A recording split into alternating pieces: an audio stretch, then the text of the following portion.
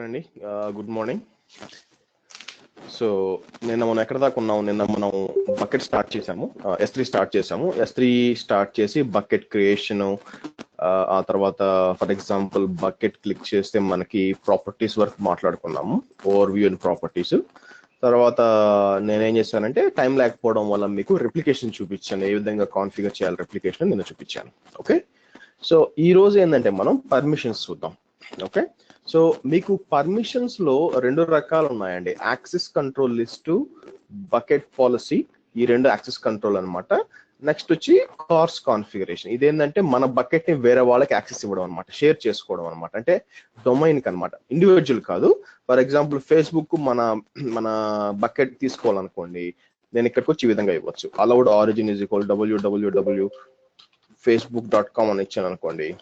ఇది AWS technology కాదండి, ఇది జనరల్ HTML వెబ్సైట్ రిలేటెడ్ అనమాట. సో ఈ విధంగా ఇస్తే నేను CORS కాన్ఫిగరేషన్ అంటారు, cross origin resource sharing defines a way for a web applications that are loaded in one domain to interact with resources in other domain. So వేరే domain దీనికి communicate కావాలంటే ఈ విధంగా కమ్యూనికేట్ కావచ్చు అనమాట. ఓకే, సో ఇదేం పెద్ద కాన్సన్ట్రేట్ చేయాల్సిన అవసరం లేదు, ఈ రెండు మనం కాన్సన్ట్రేట్ చేయాలన్నమాట. ఇందులో యాక్సెస్ కంట్రోల్ లిస్ట్ ఏం లేదండి. మీరు పైన చూసారంటే access control list is a legacy access policy.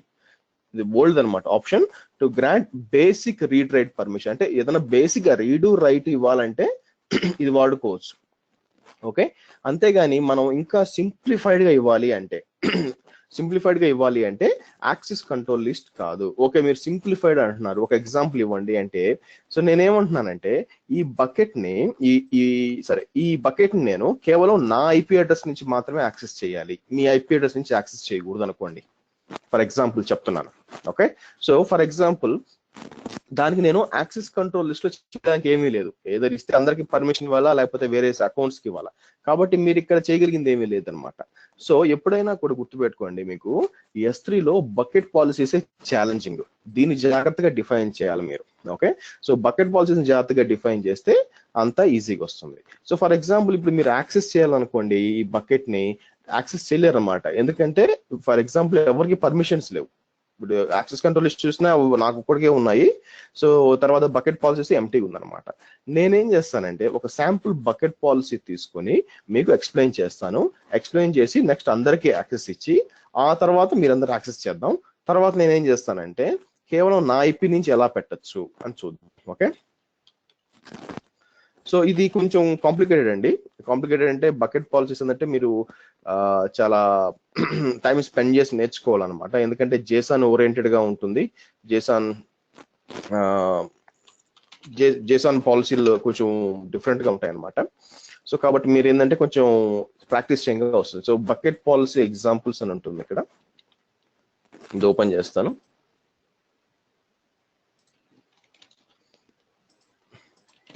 మీకు చాట్ లో పెట్టాను చూడండి. Okay, right.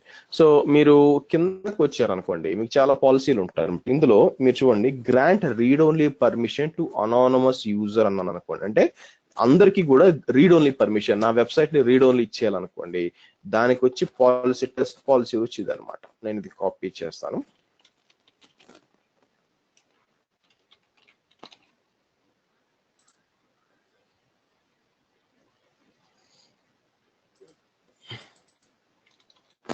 ఓకే, మీరు చూసినట్లయితే సో మీరు పర్మిషన్స్ ఏ విధంగా చూడండి.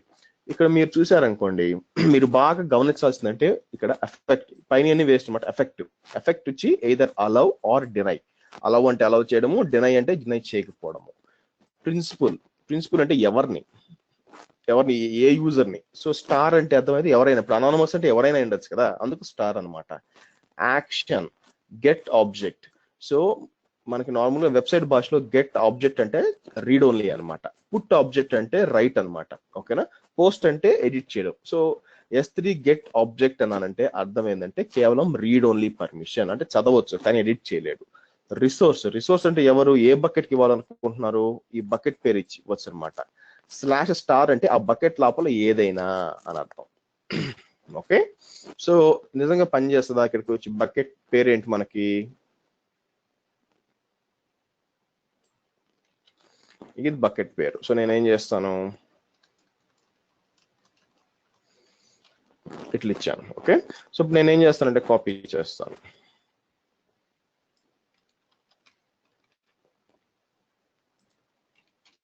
పేస్ట్ చేస్తాను. అయితే ఎప్పుడు కూడా మీరు ఇలా చేయకూడదు డైరెక్ట్ గా. ఫస్ట్ ఆఫ్ ఆల్ మీరు ఇచ్చింది కరెక్టా కాదా ఏంది, చిన్న పాలసీ కాబట్టి డైరెక్ట్ గా ఇచ్చేసుకోవచ్చు అండి, సేవ్ అనొచ్చు, సేవ్ అయిపోద్ది. కానీ ఎప్పుడైనా మీరు జేసాన్ ని కానీ టెస్ట్ చేసేటప్పుడు రికమెండెడ్ వే ఏంటంటే JSONlint.com అని వెళ్ళండి ఇక్కడికి. ఓకే, JSONlint.com వెళ్ళారంటే ఇక్కడ మీ కోడ్ ని పేస్ట్ చేయండి, పేస్ట్ చేసి వ్యాలిడేట్ చేసాను అనండి. సో కింద ఇది వ్యాలిడ్ చేసాను అని చూపించాలా. ఒకటి గుర్తుపెట్టుకోండి, ఇది ఏంటంటే సింటాక్స్ మాత్రమే చెక్ చేసి, ఫర్ ఎగ్జాంపుల్ నేను 2 కామాలు ఇచ్చాను అనుకోండి, ఇక్కడ ఇచ్చి వ్యాలిడేట్ చేశారంటే ఏంటంటే చెప్పుద్ది అనమాట, ఇక్కడ ఏదో ప్రాబ్లం ఉంది అని చెప్పి వ్యాలిడేట్ చేశారంటే చూపిస్తున్నాం చూడండి, ఇక్కడ ఉంది, కింద ఇంకొక కామా ఎక్స్ట్రా చూపిస్తుంది అనమాట అది. సో కాబట్టి ఏంది, మీరు ఇక్కడ ఎర్రర్స్ లేకుండా ఉంటే మీకు సింటాక్స్ కరెక్ట్ గా ఉన్నట్టు. నెక్స్ట్ గుర్తుపెట్టుకోండి, ఇక్కడ గ్రీన్ గా వచ్చింది కదా అని చెప్పి ఇక్కడ పని చేయాలని లేదు. ఎందుకంటారా, ఫర్ ఎగ్జాంపుల్ నేనేం చేస్తాను, ఈ బకెట్ ఉండకపోవచ్చుగా, సో నేనేం చేస్తాను, ఇది కాపీ చేస్తాను. సో లేదని చూడండి, SOU సోర్స్ దగ్గర తీసేసాను, తీసేసి సింపుల్ గా వ్యాలిడేట్ చేశాను అన్నాను, ఇంకా వ్యాలిడ్ చూపిస్తుంది. ఎందుకు, అది సింటాక్స్ కరెక్ట్ గా ఉందో లేదో చూపిస్తుంది అంతే, అంతేగాని మీకు నిజంగా బకెట్ పేరు ఉందో లేదో దానికి ఎలా తెలుసు. సో మనం ఏంది బాగానే ఉంది అనుకుని కాపీ చేసుకుంటాం, ఇలాగా కాపీ చేసుకొని ఇక్కడ పేస్ట్ చేస్తాను. పేస్ట్ చేసి సేవ్ అన్నప్పుడు ఎర్రర్ ఇవ్వాలి మనకి అది. Policy has a invalid resource, చూసారా, అప్పుడు రిసోర్స్ చూస్తే మనకి ఇక్కడ మిస్ అయింది. సో దీనికి తెలుసు కదా ఏం బకెట్స్ ఉన్నాయని చెప్పి, అది మీరు ఇవ్వాలా, అది ఇవ్వకపోతే ఎట్లాగా. కానీ JSON దీనికి తెలియదు ఏం బకెట్స్ ఉన్నాయి కాబట్టి ఇక్కడ వ్యాలిడ్ JSON అయ్యి ఇక్కడ కాటలేదు అంటే మీరు ఎక్కడో బకెట్ పేర్లో ఎక్కడో తప్పించారు అనమాట, అది చూసుకోవాలి. సో సోర్స్ అంటాను, సేవ్ అంటాను. నేను ఇప్పుడు సేవ్ అని క్లిక్ చేస్తే మొత్తం పబ్లిక్ యాక్సెస్ రావాలి. ఇప్పుడు చూసారా, this bucket has public access, రైటా. So good. సో ఇప్పుడు ఎవరైనా దీన్ని యాక్సెస్ చేయొచ్చు. సో చూద్దాం అది. సో నేనేం చేస్తాను, వెనక్కి వెళ్ళి సోర్స్ దగ్గరికి వెళ్ళి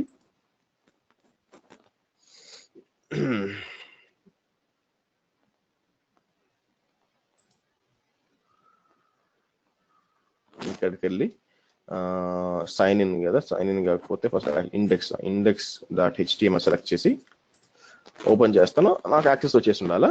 నేనేం చేస్తానంటే మీ అందరికి చాట్ లో పింక్ చేస్తాను. చూడండి, మీరు అందరు చాట్ లో పింక్ చేశాను నేను URL ని, అందరూ యాక్సెస్ చేయగలుగుతున్నారో లేదో చూడండి ఒకసారి.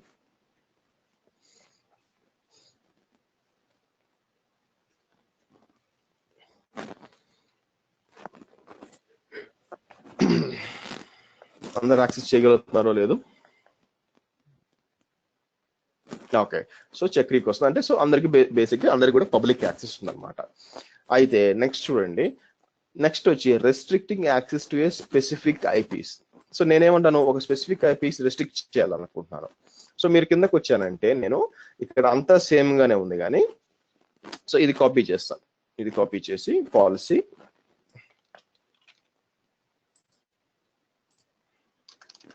ఇక్కడికి వస్తాను, ఇక్కడికి వచ్చి సో ఆబ్వియస్ గా రిసోర్స్ వచ్చింది అనమాట. సో ఇది కాపీ చేస్తాను. ఇప్పుడు IP అడ్రస్ వచ్చి ఎక్కడి నుంచి యాక్సెస్ ఇవ్వాలని చెక్ చేయాలన్నమాట. సో కండిషన్ IP అడ్రస్ ఇది నాకు అవసరం లేదు, ఏ IP అడ్రస్ నుంచి రావాలని చెప్పి. సో ఫస్ట్ నా IP కనుక్కోవాలి నేను ఏం చేస్తున్నాను అని చెప్పి.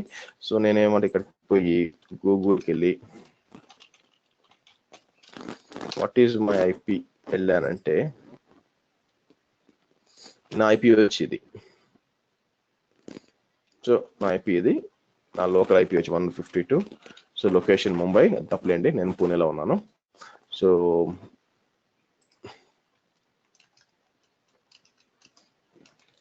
/32 అంటే ఈ IP అని అర్థం అనమాట.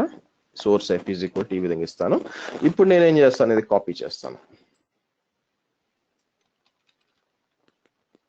మళ్ళీ బ్యాక్ వెళ్ళి JSONlint వెళ్ళి పేస్ట్ చేసి వ్యాలిడేట్ చేస్తానంటే ఓకే JSON నుంచి కరెక్ట్ గానే ఉందని చెప్తుంది. ఇప్పుడు ఇక్కడికి వస్తాను, ఇక్కడికి వచ్చి మళ్ళీ పర్మిషన్స్కి వెళ్ళి బకెట్ పాలసీస్కి వెళ్ళి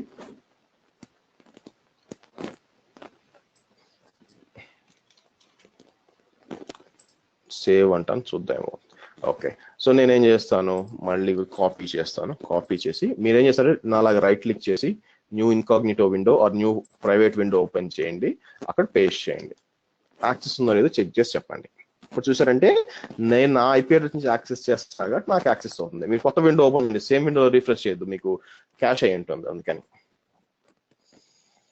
సో నాకైతే పని చేస్తుంది, కానీ నేనేం చేశాను, మిగతా ఎవరికి వేరే ఐపీ అడ్రస్కి ఇవ్వకూడదు కాబట్టి అది మీకు రీచ్ అవ్వకూడదు, అది ప్లాన్ అనమాట. అందుకు సో కన్ఫర్మ్ చేయండి.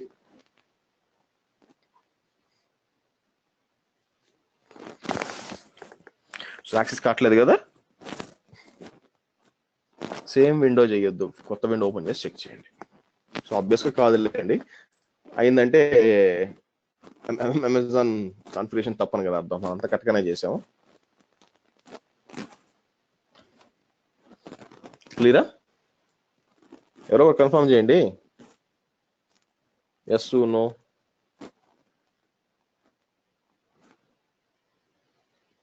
ఓకే, సో ప్రవీణ్కి వచ్చి యాక్సెస్ కావట్లేదు, ఎందుకంటే ఆబ్వియస్గా నేను ఏం చేశాను, మన పాలసీ వచ్చి ఓన్లీ కేవలం దీనికి మాత్రమే అలా అవుతుంది కాబట్టి మిగతా ఎవరికి కూడా యాక్సెస్ కాదు. సో ఈ విధంగా మనం ఏంటంటే ఈ లెవెల్లో యాక్సెస్ సెట్ చేయాలంటే బకెట్ పాలసీలో మాత్రమే సెట్ చేయాలా, దీంట్లో సెట్ చేయడం కుదరదు. అందుకని బకెట్ పాలసీ ఏంటంటే రాను మీకు చాలా యూజ్ అవుతుంది. మీరు ఏంటంటే బాగా ప్రాక్టీస్ చేయాలండి. ఇలా సోర్స్ ఐపీ పెట్టచ్చు, కిందకు వస్తే మీకు ఇంకా చాలా వరకు కండిషన్స్ అప్లై చేయొచ్చు అనమాట. ఫర్ ఎగ్జాంపుల్ ఏ ఐపీ నుంచి చేయకూడదు, సో ఎక్కడి నుంచి యాక్సెస్ చేయాలా, restricting access to a specific HTTP referer అనమాట. అంటే దీన్ని కేవలం ఎగ్జాంపుల్ డొమైన్ మాత్రమే యాక్సెస్ చేయాలంటే దానికి ఇవ్వచ్చు. ఓకే, చాలా ఆప్షన్స్ ఉన్నాయి మీరు చూసినట్లయితే. ఓకే, సో మీ ఓపిక అనమాట, మీరు పోయి చెక్ చేసుకొని అంతా ఇచ్చుకోవచ్చు అనమాట. ఈవెన్ మీరు ఏ విధంగా ట్యాక్స్ ఇచ్చి ట్యాక్స్ కాన్ఫిగర్ చేసి దాని నుంచి కూడా రిస్ట్రిక్ట్ చేయొచ్చు, చాలా చేయొచ్చు. సో మీరు ఇంకా వేరే వాళ్ళకి యాక్సెస్ ఇవ్వాలనుకోండి, గ్రాంటింగ్ క్రాస్ అకౌంట్ యాక్సెస్ కూడా దీని నుంచి ఇచ్చుకోవచ్చు అనమాట. అగైన్ దిస్ హై లెవెల్ వెళ్తుంది బాగా మీకు. బట్ బకెట్ పాలసీ అనేది ఇది కొంచెం కాంప్లికేటెడ్ అండి. సో మీరు దీన్ని టెస్ట్ చేయాలంటే నేను ఇక్కడ చెప్పాను కదా, ఇక్కడ కింద మీకు పాలసీ జనరేటర్ అని ఒకటి ఉంటుంది అనమాట. క్లిక్ చేశారు అనుకోండి, ఈజీగా ఉండడానికి ఇక్కడ ఒకటి ఉంటుంది అనమాట.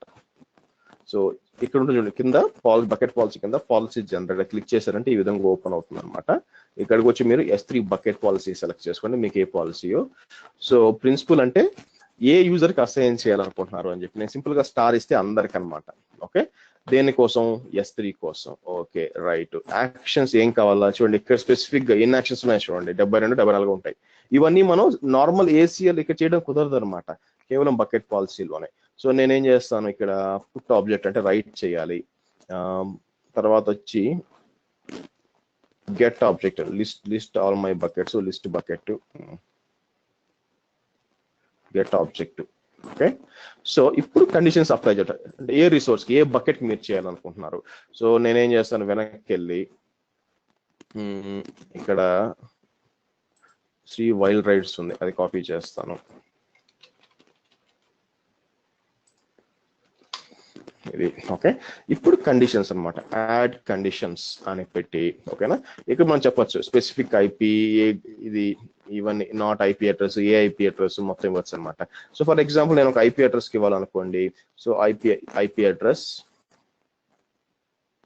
ఇచ్చి ఇక్కడ స్ట్రింగ్ ఈక్వల్ టు అని ఇవ్వచ్చు అనమాట. Give me 1 minute. AWS source IP is equal to value వచ్చి ఇదన్నమాట.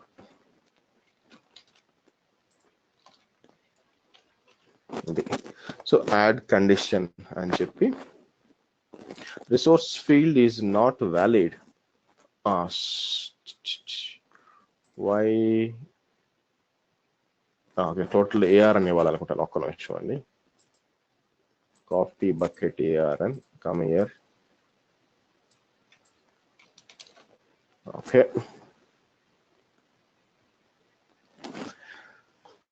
రైట్, యాడ్ స్టేట్మెంట్స్ చూసారంటే ఈ పర్మిషన్స్ వస్తాయన్నమాట.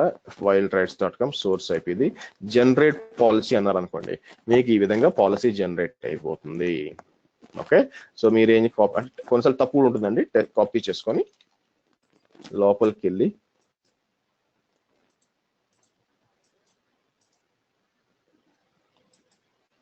పర్మిషన్స్కి వెళ్ళి బకెట్ పాలసీస్కి వెళ్ళి ఇక్కడ ఇవ్వాల్సి వస్తుంది అనమాట. సో ఈ విధంగా.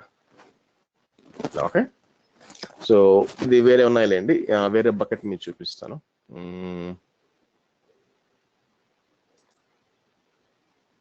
ఓకే, ఇది మీద ఇద్దాం.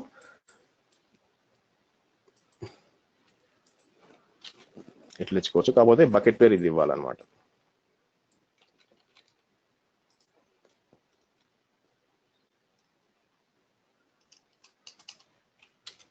ఇచ్చి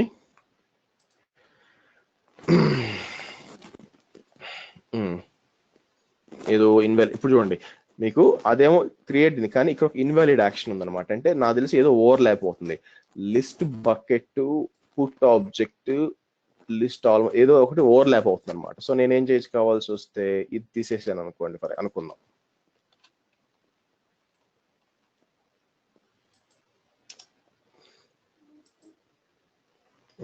ఇన్వాలిడ్ యాక్షన్. సో వీటిలో ఏదో ప్రాబ్లం ఉంది. అంటే ఏంటంటే దీంతో పాటు ఇంకోటి కూడా అవసరం.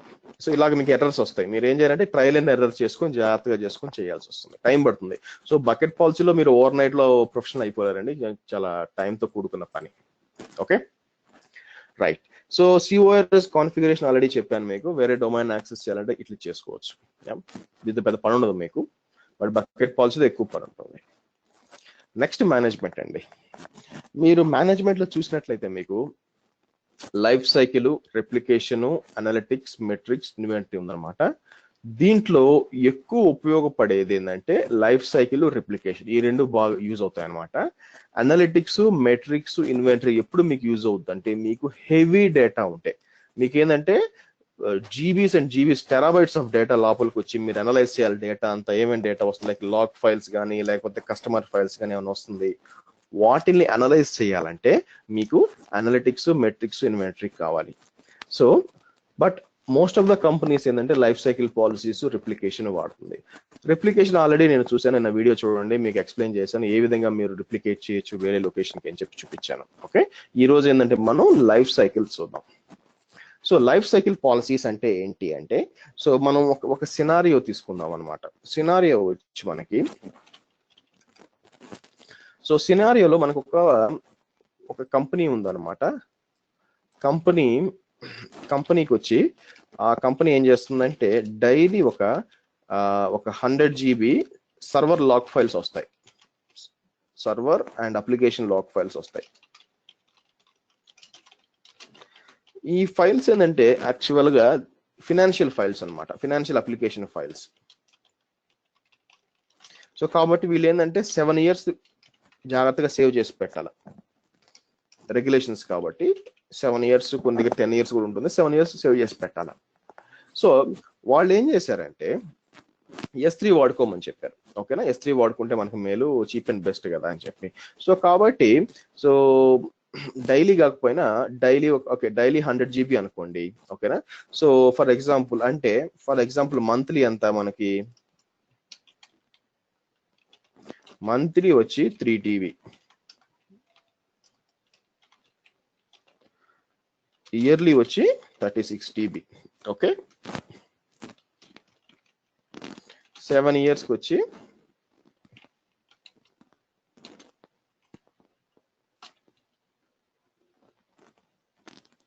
ఎంత మనకి 7 3 21, 20, 22, 23. అందుకు ఈ బాధ అంతా లెక్కలు ఎప్పుడు ఫస్ట్ కాదు కాబట్టి 36 into 7. Okay, 252 TB. Okay, 252 TB అంటే 7 ఏళ్లకి మీ యూటిలైజేషన్ వచ్చి 252 TB దాకా పోతుంది అనమాట. ఓకే, సో దీన్ని వీళ్ళు ఆబ్వియస్ గా డేటా సెంటర్ లో వాళ్ళు ఓన్ గా బ్యాకప్ టేప్స్ ఇవన్నీ పెట్టుకొని చేయాలంటే డబ్బులు చాలా అయిపోతుంది. మనం ఏంటంటే AWS లో వాడుకుందాం అని చెప్తున్నాం అనమాట. సో ప్రాబ్లం ఏమవుతుందంటే మీరు AWS చీప్ కాబట్టి మనం వాడుకుందాం అనుకుంటున్నారు. సో నేనేం చేస్తానంటే మీకు ఒకటి ఉంటుంది అనమాట, AWS క్యాలిక్యులేటర్ ఓపెన్ చేస్తారు అనుకోండి, మీకు క్యాలిక్యులేటర్ వస్తుంది అనమాట. మనం ఎంత బిల్ అవుద్ది ఎక్స్పెక్ట్ చేయడానికి ఒక క్యాలిక్యులేటర్ వస్తుంది. సో మీకు ఏం కావాలి, నాకు S3 కావాలి. ఓకేనా, S3లో మొత్తం చూడండి బిల్లింగ్ అంత, షేర్ స్టోరేజ్ ఎంత స్టోరేజ్ కావాలి అని, స్టాండర్డ్ స్టోరేజ్ మొత్తం స్టాండర్డ్ స్టోరేజ్ లో పెట్టారనుకోండి, టెరాబైట్స్. ఓకే, ఎంత 252 టెరాబైట్స్ మొత్తానికి క్యాలిక్యులేట్ చేశారనుకోండి, ఓకే, సో కిందకు దాన్ని ఏమంటారు, 7 years తర్వాత మీకు మంత్లీ బిల్ ఇదండి, నెలకి $6,300 వస్తుంది అనమాట. ఓకేనా, సో ఇది ఎక్కువ కదా మీకు. సరే, సో పోనీ ఇయర్లీ బిల్ ఎంత, for example first year bill ఎంత వస్తుంది, ఫస్ట్ ఇయర్ వచ్చి 36 TB అనుకోండి. సో మంత్లీ బిల్ వచ్చి $1,000 దాకా వస్తుంది అనమాట. ఓకే, $847 దాకా వస్తుంది. ఓకే రైట్, పోను పెరుగుతూ ఉంటుంది. దీన్ని మనం తగ్గించుకోవచ్చా, ఎలా తగ్గించుకోవాలా?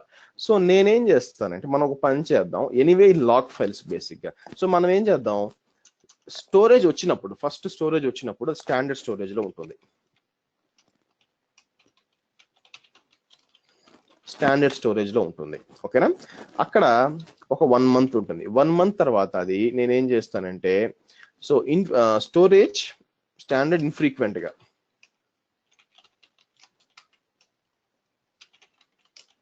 స్టాండర్డ్ ఐఏకి మారుస్తాను అనమాట. అక్కడ ఫర్ ఎగ్జాంపుల్ అక్కడ ఒక నెల ఉంది అనుకున్నాం. సో ఇక్కడ ఒక 30 days,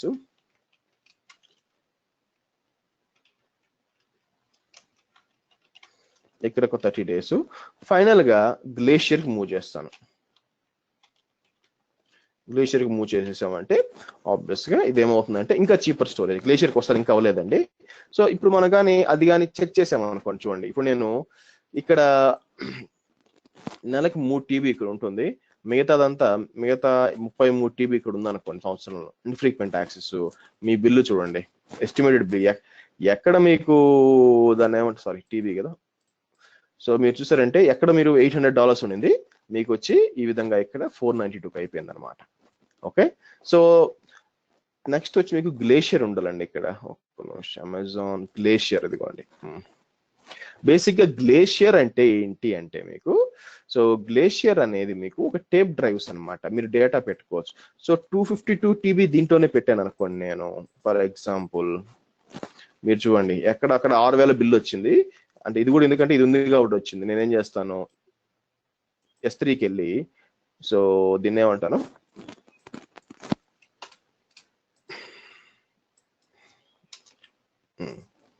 సో నేనేం చేస్తాను, కావాలంటే నేను ఏం చేయొచ్చు అంటే, దీంట్లో ఒక రోజు ఉండి, దీంట్లో ఒక 30 days ఉండి, తర్వాత డైరెక్ట్ గా మొత్తం వచ్చి గ్లేషియర్ కి మూవ్ చూడు పెడతాను అనమాట. సో అట్లా పెట్టాను అనుకోండి, సో ఆబ్వియస్ గా any given point of time 3 TB ఇక్కడ ఉంటుంది అనమాట. సో ఆ తర్వాత గ్లేషియర్ లో వచ్చి మిగతా 249 TB ఉంది అనుకోండి. సో మొత్తం క్యాల్కులేషన్ చూసారంటే మీకు అరౌండ్ $1,200 వస్తుంది. వేరే స్టాండర్డ్ స్టోరేజ్ లో పెట్టారు అనుకోండి, ఎంత వస్తుంది మీకు చూసారుగా, $6,500 వస్తుంది అనమాట. సో కాబట్టి మేలు కదా, మీరు 252 TB మేనేజ్ చేసేటప్పుడు మీకు ఈ $1,200 అంటే చాలా మేలు కదా. ఎందుకంటే మీరు ఒక బ్యాకప్ అడ్మిన్ కి US లో డబ్బులు ఇవ్వాలంటేనే అతనికి నెలకు $5,000 ఇవ్వాలి, ఛార్జెస్ చెప్తున్నాను. ఇక్కడైతే అవసరం లేదు కదా, సింపుల్ గా మూవ్ చేసి పెట్టేస్తాము. సో అది కాక మీరు బ్యాకప్ కి డబ్బులు కట్టాలా, ఆ తర్వాత మీ డివైజెస్ కోసం వాటిని మెయింటెనెన్స్, కాంట్రాక్ట్, టేప్స్ కి అంత మెయింటెనెన్స్ కి అంత డబ్బులు కట్టాలా. ఇక్కడ ఏం చేస్తాం, బ్యాకప్ క్రియేట్ చేస్తాం, డైరెక్ట్ గా తీసుకొచ్చి దీనికి పెట్టేస్తాం, ఇది ఇక్కడ బ్యాకప్ అయిపోతూ ఉంటుంది అనమాట. ఓకే, సో ఈ లైఫ్ సైకిల్ పాలసీ అనేది కదండి యాక్చువల్ గా. ఓకే, సో ఈ లైఫ్ సైకిల్ పాలసీలో నేను ఏం చేయొచ్చు అంటే, click on life cycle policy add అన్నాను అనుకోండి, మై డేటా ఆర్కైవ్ అంటాను, మై డేటా ఆర్కైవ్ అని చెప్పి నెక్స్ట్ అని. So current version, previous version, మనం ఇదే ఫస్ట్ టైం అంటే కరెంట్ వర్షన్ సరిపోతుంది. ఆల్రెడీ డేటా ఉందంటే ప్రీవియస్ వర్షన్స్ కూడా మూవ్ చేయొచ్చు. కరెంట్ వర్షన్ అని చెప్తున్నాను, ఇక్కడ మనం కాన్ఫిగర్ చేయొచ్చు అనమాట. నేనేమంటాను, స్టాండర్డ్ ఐఏకి మూవ్ చేయమంటున్నా ఒక 30 days తర్వాత. ఆ తర్వాత ఏంది, మనం ఇది 1 year, ఇది సేఫ్టీ కాదండి, కాబట్టి గ్లేషియర్ ఆఫ్టర్ 60 days అంటారు. అంటే 90 days తర్వాత డేటా అంతా 3 నెలల తర్వాత గ్లేషియర్ కి మూవ్ అయిపోద్ది అనమాట. సో ఈ విధంగా కాన్ఫిగర్ చేసి నెక్స్ట్ మర్చిపోయాయి, ఇక్కడ మీకు ఎక్స్పైరేషన్ కూడా. సో కాన్ఫిగర్ ఎక్స్పైరేషన్, నాకు ఎన్ని రోజులు కావాలా, 7 years కావాలా. సో మీరు క్యాలిక్యులేట్ చేశారు అనుకోండి, 365 days యావరేజ్ ఇంటూ 7 years వేస్తారు అనుకోండి, సో 2,555. సో ఆఫ్టర్ 255 days అంటే 2,500 రోజుల తర్వాత, అంటే 7 ఏళ్ల తర్వాత ఆటోమేటిక్ గా ఆ ఫైల్ డిలీట్ అయిపోతుంది. మనం మాన్యువల్ గా చేయాల్సిన పని లేదు, అదే చెక్ చేసుకుంటుంది, అదే ఆటోమేటిక్ గా డిలీట్ చేస్తుంది. Okay, next and save. అంతేనండి. సో ఫస్ట్ డేటా స్టాండర్డ్ ఐఏకి వస్తుంది, ఐఏ నుంచి గ్లేషియర్కి వస్తుంది, గ్లేషియర్ నుంచి ఎక్స్పైర్. ఇలా వద్దు నాకు డైరెక్ట్ గా గ్లేషియర్ పోవాలనుకోండి, అది కూడా చేయొచ్చు. బేసిక్ గా దాన్ని ఏమంటారు, ఎడిట్ అని కొట్టి, సో నెక్స్ట్ కి వచ్చి ఇది తీసేసి నాకేదో 1 week లో గ్లేషియర్కి వెళ్ళిపోవాలని కూడా పెట్టుకోవచ్చు, ఇబ్బంది ఏం లేదు. డైరెక్ట్ గా నెక్స్ట్ సేవ్ అని అనుకోండి, ఓన్లీ గ్లేషియర్కి వెళ్ళిపోతుంది. అలా కూడా చేయొచ్చు, మీకు ఏది కంఫర్టబుల్ అదనమాట. ఓకే, అందరు క్లియర్ అయినా లైఫ్ సైకిల్ పాలసీస్? దీని తర్వాత గ్లేషియర్ చెప్తానండి, గ్లేషియర్ అంటే ఏదో దీని తర్వాత చెప్తాను. క్లియరా? ఓకే, నెక్స్ట్ వచ్చి అనలిటిక్స్ అండి. అనలిటిక్స్ వచ్చి మీకు ఏంటంటే మీ బకెట్ లో ఏమేమి డేటా ఉంది, ఏ టైప్ ఆఫ్ డేటా ఉంది మొత్తం అనలైజ్ చేస్తామాట, ఎవరు యాక్సెస్ చేస్తున్నారు, ఈ 3 దానికి సంబంధించినవి. సో ఇది చూసారనుకోండి, ఇప్పుడు మీకు ఎక్కువ డేటా ఉందనుకోండి, మీకు తెలియదు అనమాట ఏ డేటా వచ్చి మనకి స్టాండర్డ్ ఐఏకి మూవ్ చేయాలా, ఏదొచ్చి గ్లేషియర్కి మూవ్ చేయాలా, ఐడియా ఉండదు. You can enable storage class analysis for the entire bucket, shared prefix or tags. Yes, Amazon S3 analyses your access pattern, అంటే ఎవరు యాక్సెస్ చేస్తున్నారు, ఎలా యాక్సెస్ చేస్తారు, suggest a candidate age to the transaction. So ఇప్పుడు మనం ఇది unable చేసి వదిలేసాం అనుకోండి, ఒక 4 రోజుల తర్వాత ఏంటంటే మొత్తం ఒక డీటెయిల్స్ ఇస్తుంది అనమాట. సో ఎవరెవరు ఏ టైప్ ఆఫ్ డేటాను యాక్సెస్ చేస్తున్నారు, దేన్ని మనం ఇక్కడ పెట్టుకోవచ్చు, దేన్ని మనం గ్లేషియర్ మూవ్ చేయొచ్చు, మొత్తం ఇన్ఫర్మేషన్ ఇస్తుంది. సో నేను చెప్పినట్టు మీకు హెవీ డేటా ఉంటే అప్పుడు మీకు చాలా యూజ్ అవుతుంది. జస్ట్ మీకు 10-15 ఫైల్స్ పెట్టుకుని యూజ్ చేస్తున్నారంటే వేస్ట్ అనమాట. ఓకే, ఎందుకంటే పెయిడ్ సర్వీస్. నెక్స్ట్ మెట్రిక్స్ అనమాట. మెట్రిక్స్ వచ్చి ఎవరు ఏం యాక్సెస్ చేశారు, స్టోరేజ్ ఎంత యూటిలైజ్ అయింది, ఓకేనా, 16 MB దాకా యూజ్ అయింది, సో ఎంతమంది యాక్సెస్ చేశారు, ఎంత డేటా ట్రాన్స్ఫర్ అయింది, ఈ డీటెయిల్స్ అన్ని కూడా మీకు ఇక్కడ వస్తుంది. అంటే మీకు ఏదైనా ఒక వెబ్సైట్ హోస్ట్ చేస్తుంటే దీంట్లో మీకు ఏంటంటే ఇది బాగా యూజ్ అవుతుంది అనమాట, ఒక వెబ్సైట్ ఉంటే. ఓకే, సో ఎవరు రిక్వెస్ట్ చేశారు, డేటా ట్రాన్స్ఫర్ వచ్చింది, ఆ తర్వాత స్టోరేజ్ అంతా. తర్వాత వచ్చి ఇన్వెంటరీ. సో ఇన్వెంటరీ అంటే ఏంటి, మనకి ఏం ఫైల్స్ ఉన్నాయి. ఇప్పుడు మీరేమి మీ జనాలకి ఇచ్చేసారు, మీరు మీ కంపెనీలో మీరు డేటా S3 బకెట్కి సేవ్ చేయని ఇచ్చేసారు, వాళ్ళు సేవ్ చేస్తున్నారు, కానీ ఏది చేస్తున్నారు ఎవరికి తెలుసు, వాళ్ళకి ఆల్రెడీ సినిమాలు కూడా పెట్టుకోవచ్చు. మీకు తెలియాలి కదా ఏ ఫైల్స్ ఉన్నాయి అని చెప్పి. సో దానికోసం ఏం చేస్తారంటే మీరు ఇన్వెంటరీ ఎనేబుల్ చేసి పెట్టారు అనుకోండి, ఎవ్రీ వీక్ లేకపోతే డైలీ బేసిస్ లో కూడా మీకు ఏంటంటే ఒక షీట్ వచ్చేస్తుంది, ఓకే పలానా ఫైల్స్ ఉన్నాయి మీ S3 బకెట్ లో ఇన్ఫర్మేషన్ వస్తుంది. సో నేను చెప్పినట్టు మీరు చూసినట్లయితే మీకు ఏమన్నా హెవీ డేటా ఉంటేనే ఈ 3 యూజ్ అవుతాయి. అది కాకుండా రెగ్యులర్ గా యూజ్ చేసేది వచ్చి replication as well as life cycle. Okay, so this is what Amazon S3 is. ఓకేనండి, క్వశ్చన్స్, డౌట్స్ ఏమన్నా?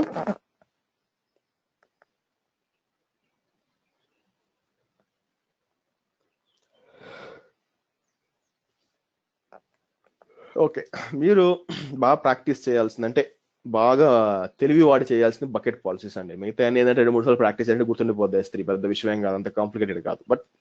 బట్ మీరు బాగా కొంచెం ఎఫర్ట్ బట్టి నేర్చుకోవాల్సింది మాత్రం bucket policies. Okay, good. Next వచ్చి మనం వెళ్ళాల్సింది వచ్చి మనకి గ్లేషియర్కి వెళ్దాం, తర్వాత EFS వద్దాం, ఎందుకంటే మనం ఇప్పుడు గ్లేషియర్ మాట్లాడాం కాబట్టి. గ్లేషియర్ అంటే ఏంటి? Glacier is nothing but tape drive అని చెప్పాను మీకు. ఓకేనా? సో మీకు డేటా ఉందండి, ఓకే, ఇప్పుడు ఆర్కైవింగ్ డేటా ఉంది చూసానుకోండి. సో ఆర్కైవ్ అంటే ఏంటి? బేసిక్ గా ఆర్కైవింగ్ డేటా అంటే ఏ డేటాని అయితే మనం మళ్ళీ ఎడిట్ చేయము, just keep it like that. ఇప్పుడు బ్యాంక్ డేటా, మీరు పోతారు బ్యాంకు బై డబ్బులు డిపాజిట్ చేశారు, డిపాజిట్ చేసినాక వాడు రిసిప్ట్ ఇస్తాడు, మాక్సిమం మనం అందరం ఏం చేస్తాం, ఓకేనా, సో అన్ని చుట్టి జేబులో పెట్టుకుంటాము, బయటపడేస్తాం, అంత మించి ఏం చేయము. కానీ బ్యాంక్ కూడా చేయడానికి లేదనమాట. ఆ స్లిప్ అది 7 ఏళ్ళు వాళ్ళ దగ్గరే ఉండాలి, ఎందుకంటే అది రూల్ అనమాట, బ్యాంక్ రూల్స్. సో కాబట్టి ఏమవుతుంది, మీకు ఇప్పుడు అంతా డిజిటల్ వచ్చేసింది అనమాట, అన్ని డిజిటల్లో వస్తున్నాయి, including book my show ticket కూడా డిజిటల్లో వస్తుంది, అవునా, వాట్సాప్ లో వచ్చేస్తుంది. సో ఇవంతా ఏంది మనకి, మీకు ఈ డేటా అంటే సేవ్ అయి ఉండాలి. రేపు పొద్దున ఏం చేస్తారు, ఒక 100 మంది పోయి బుక్ మై షో మీద కేసు వేస్తారు, ఏమని, మాకు టికెట్లు డెలివరీ కాలేదు అని చెప్పి. ఇప్పుడు 1 year తర్వాత వేస్తారు. సో మరి బుక్ మై షో దగ్గర ఉండాలి కదా. సో వాళ్ళు ఏం చేస్తారు, ఆ డేటాను అంతా కావాలంటే స్టాండర్డ్ S3 బకెట్ లో పెట్టుకోవచ్చు, కానీ అక్కడ పెడితే వాళ్ళకి డబ్బులు ఎక్కువైపోతాయి. కాబట్టి ఏం చేస్తారు, ఈ డేటా అంటే ఇప్పుడు ఒకసారి మీరు టికెట్ బుక్ చేశారండి, ఇంకా మారదుగా. మీరు టికెట్ క్యాన్సిల్ చేసుకుని మీకు డబ్బులు అట్లా వెనక్కి రావు, బట్ డేటా ఈజ్ డేటా, దాన్ని మీరు ట్యాంపర్ చేయడానికి లేదు కదా. సో కాబట్టి ఏమవుతుంది, 1 year తర్వాత వచ్చి నా టికెట్ క్యాన్సిల్ చేయమంటే ఎట్లా ఉంటుంది, పిచ్చి అని అడుగుతారు. అంటే అది ఫిక్స్డ్ డేటా, దానికి ఎడిట్ చేయాలి. అలాగే కదా మీరు 1 year తర్వాత బ్యాంక్ దగ్గరికి వెళ్ళి నేను 1 year ముందు మీకు ఒక 10,000 డిపాజిట్ చేశాను, దాన్ని మీరు ఎడిట్ చేయాలంటే కుదురుద్దా?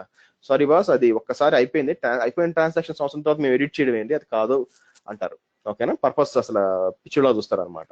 సో ఏ డేటా అయితే మనం ఎడిట్ చేయమో, ట్యాంపర్ చేయమో దాన్ని ఆర్కైవింగ్ చేసుకోవచ్చు, దాన్ని ఆర్కైవ్ అంటారు అనమాట. సో ఇప్పుడు నేనేం చేస్తాను, మనం బేసిక్గా అలాంటి డేటా అంతా మనం గ్లేషియర్ తీసుకొస్తాం. గ్లేషియర్లో ఎందుకంటే మనం ట్యాంపర్ చేయని డేటా కాబట్టి మనం పెద్ద వాడం కదా డేటా. మీరే చూడండి, ఒకసారి ఎప్పుడు చివరిసారిగా మీరు 6 నెలల ముందు బ్యాంక్ స్టేట్మెంట్ తీశారు, చాలా రేరు, అవునా, వేస్ట్ కదా. సో చాలా రేర్. అట్లానే ఆ డేటాని ఏదైతే మనం డేటాని ఆల్టర్ చేయమో ఈ గ్లేషియర్ లో పెట్టేస్తాం. గ్లేషియర్ లో ఏంటంటే మీకు చాలా చీప్ స్టోరేజ్ అనమాట when compare to S3. Okay, S3 ఎంత ఉంది మనకి స్టాండర్డ్ లో పెడితే 0.023 per GB, అది మనం చూసింది. అదే మరి గ్లేషియర్ ప్రైజింగ్ చూసామనుకోండి, మీకు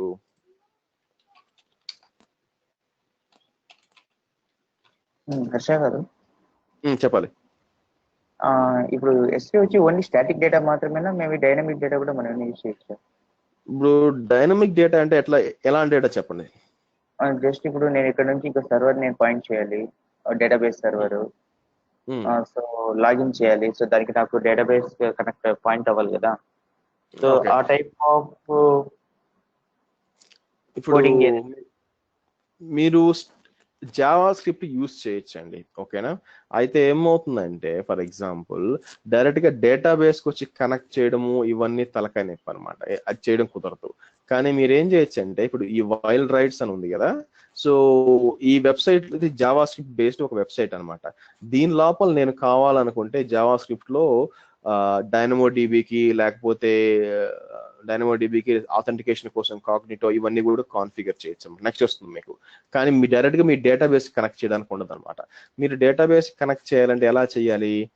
సో ఆబ్వియస్ గా మీరు ఏం చేయాలంటే మీరు మీ డేటాబేస్ ని URL వీళ్ళకి ఇక్కడ ఇవ్వాలన్నమాట. అంటే మీరు ఎక్స్పోజ్ చేయాలి, మీ డేటాబేస్ ని పబ్లిక్ ఎక్స్పోజ్ చేయాలి డైరెక్ట్ గా, అండ్ ఐడి అండ్ పాస్వర్డ్ అంతా ఇవ్వాలన్నమాట. కాబట్టి స్టాటిక్ వెబ్సైట్లు పనికి వస్తుంది, బట్ సర్వర్లెస్ ఆర్కిటెక్చర్ అంటారు అనమాట. అంటే ఏంటంటే సర్వరే యూజ్ చేయకుండా మీరు ఈ వెబ్సైట్ ఉందనుకోండి, ఇది ఒక ప్రాజెక్ట్ యాక్చువల్ గా. ఫ్రంట్ ఎండ్ లో వచ్చి S3 వెబ్సైట్ వాడడం, బ్యాక్ ఎండ్ లో వచ్చి మీకు డైనమోడిబి అనే డేటాబేస్ వాడతాం అనమాట. సో ఇంటర్నల్ గా వర్క్ అవుద్ది, కానీ మీరు ఈ విధంగా సపరేట్ గా డేటాబేస్ చేస్తారంటే వర్కౌట్ కాదు, డైనమిక్ గా పనికిరాదు. ఓకేనా, నార్మల్ గా స్టాటిక్ గా యూజ్ చేయొచ్చు, reading only. So we can't do any. yes yeah, అదే మేలు. ఎందుకంటే మీరు సేవ్ చేసుకోవడానికి ఏమి ఉండదండి, మీరు ఏదో సేవ్ చేసుకున్నారు అనుకుంటారు అనమాట. మీకు మంచి ఫేమస్ వెబ్సైట్ అనుకోండి, మీరు అట్లా పెట్టారు అనుకోండి, యాక్సెస్ చేసినందుకు మీకు ఛార్జీలు పడతాయి కదా, మీరు ఏం సేవ్ చేసుకుంటారు, అక్కడేం ఉండదు పెద్ద. సో ప్లస్ ఏంటంటే S3 యొక్క స్పీడ్ మీద మీ జీవితం అంతా ఆధారపడి ఉంటుంది. ఒకవేళ వాటి స్పీడ్ తక్కువైతే మీ వెబ్సైట్ తక్కువైపోతుంది. అలా కాకుండా ఏంది, మరి మీ చాలా ఇంపార్టెంట్ వెబ్సైట్ అనుకున్నప్పుడు ఏం చేయాలంటే బెటర్ ఓ సర్వర్ తీసుకుని దాంట్లో వేసుకోవడం మేలు. సో ప్రైజింగ్ ఏది మనకి, okay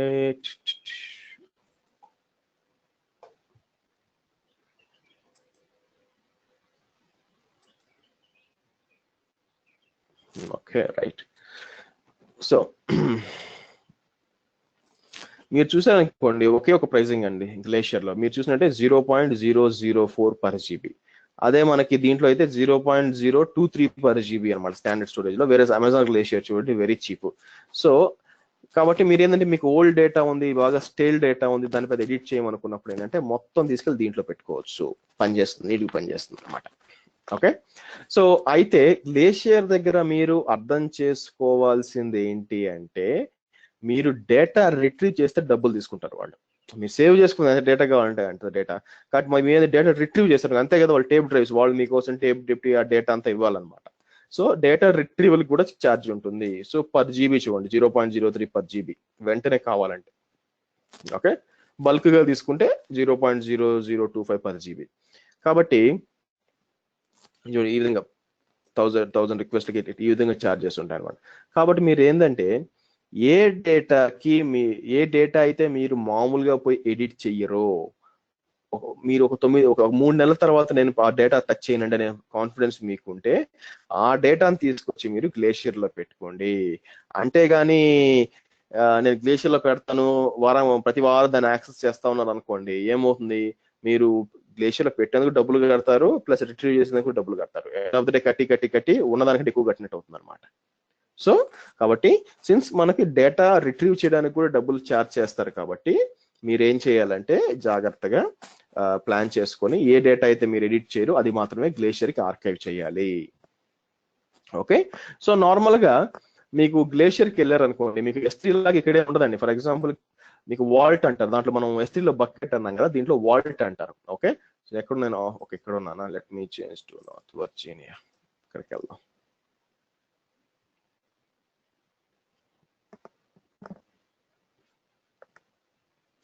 okay, so already Walt 1-2 ఉండాలి, డిలీట్ చేస్తానండి వాల్ట్. ఓకే, సో మీరు చూసినట్టు గ్లేషియర్ లో వాల్ట్స్ అంటారండి. మనకి ఏ విధంగా S3 లో బకెట్ అంటారో గ్లేషియర్ లో వాల్ట్ అంటారు. నేను క్రియేటివ్ వాల్ట్ అంటాను. వాల్ట్ అని క్రియేట్ చేసి AWS బ్యాకప్స్ అంటాను అని. నెక్స్ట్, సో మీరు నోటిఫికేషన్స్ ఎనేబుల్ చేయొచ్చు, ప్రస్తుతానికి అవసరం లేదు. సో సబ్మిట్ అంటాను. సో మీకు ఏంటంటే వాల్ట్ క్రియేట్ అవుతుంది అనమాట. మరి S3 లాగా ఈ వాల్ట్ లోకి అప్లోడ్ చేయడానికి మీకు ఇక్కడ ఆప్షన్ ఉండదండి. మరి ఈ వాల్ట్ లోకి డేటా అప్లోడ్ చేయాలంటే 2 విధాలుగా చేయొచ్చు. ఒకటి ఏంటంటే మీకు ఇందాక నేను S3 లో మీకు ఇది చూపించాను కదా, దాని ద్వారా చేయొచ్చు. ఏది S3 లో లైఫ్ సైకిల్ పాలసీస్ ద్వారా చేయొచ్చు. అది మామూలుగా జనాలు చేసే మెథడ్ ఏంటంటే గ్లేషియర్ ఎలా వాడతారంటే ఫస్ట్ S3కి లోడ్ చేస్తారు. S3కి లోడ్ చేసి దాన్ని ఆ తర్వాత అక్కడి నుంచి మేనేజ్మెంట్ లైఫ్ సైకిల్ పాలసీస్ వాడి దాన్ని గ్లేషియర్కి మూవ్ చేస్తారు. అది ఫస్ట్ వే. అలా కాకుండా మీరు మాన్యువల్ గా మూవ్ చేయాలా, మాన్యువల్ గా రన్ చేసి చేయాలి అనుకుంటే దానికి ఏంటంటే మీరు ఏమన్నా థర్డ్ పార్టీ టూల్స్ వాడాలన్నమాట. One of the good third party tool ఏంటంటే ఫ్రీ వర్షన్ ఏంటంటే మీకు ఫాస్ట్ గ్లేషియర్ అని ఒకటి ఉంటుంది అనమాట, అది డౌన్లోడ్ చేసుకోవాలి. సో ఫాస్ట్ గ్లేషియర్ డౌన్లోడ్ వెళ్ళారు అనుకోండి, మీకు ఈ విధంగా డౌన్లోడ్ పేజ్ ఉంటుంది. జస్ట్ నార్మల్ సాఫ్ట్వేర్ అండి, ఇదేమి కాంప్లికేటెడ్ సాఫ్ట్వేర్ ఏం కాదు. మీరు సెలెక్ట్ చేసుకొని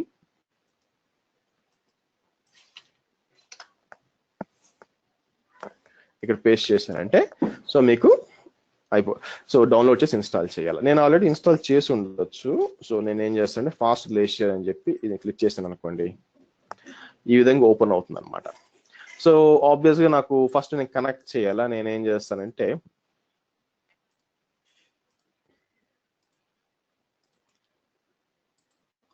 సో ఫస్ట్ టైం మీకు ఏమవుతుందంటే వచ్చినప్పుడు మీరు అడుగుద్ది అనమాట, అకౌంట్ డీటెయిల్స్ ఇవన్నీ అడుగుద్ది అనమాట. మీ ఐడి పాస్వర్డ్ కాదండి, మీ యాక్సిస్ ఐడి మరియు సీక్రెట్ కి. అది ఎలా చేయాలో చూద్దాం. సో ఒక అమెజాన్ వెబ్ సర్వీసెస్ ని మీరు 3 విధాలుగా యాక్సెస్ చేయొచ్చండి. ఓకేనా, అదేమిటంటే ఒకటి వచ్చి from console. Amazon web service ని from console, from CLI, from application. దాని API అంటారు. యాక్చువల్గా అన్ని కూడా API, బట్ ఫ్రమ్ అంటే కన్సోల్ నేను ఏ విధంగా చేస్తున్నాను ఈ విధంగా యాక్సెస్ చేయొచ్చు, లేదా కమాండ్ లైన్ నుంచి చేయొచ్చు, లేదా ఒక అప్లికేషన్ అంటే నేను ఇప్పుడు ఎలా చేయబోతుంది ఈ అప్లికేషన్ నుంచి ఎలా చేయాలి అలా చేయొచ్చు అనమాట. ఓకేనా, సో దీంట్లో మీరు కన్సోల్కి మాత్రమే ఐడి పాస్వర్డ్ పనిచేస్తుంది. ఐడి అండ్ పాస్వర్డ్ మాత్రం కేవలం కన్సోల్గా పనిచేస్తుంది. కానీ ఫ్రమ్ CLI అప్లికేషన్ మనకి పనిచేయాలంటే మీకు secret key and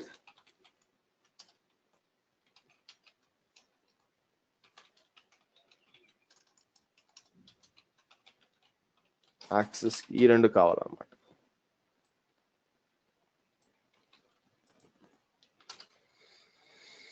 okay, so కాబట్టి ఇప్పుడు మనం అప్లికేషన్ యాక్సెస్ చేస్తున్నాం కాబట్టి మనకు ఒక కీ కావాలి. సో నేనేం చేస్తాను,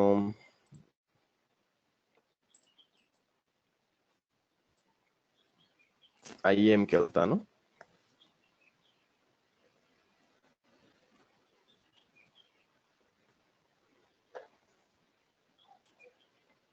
users,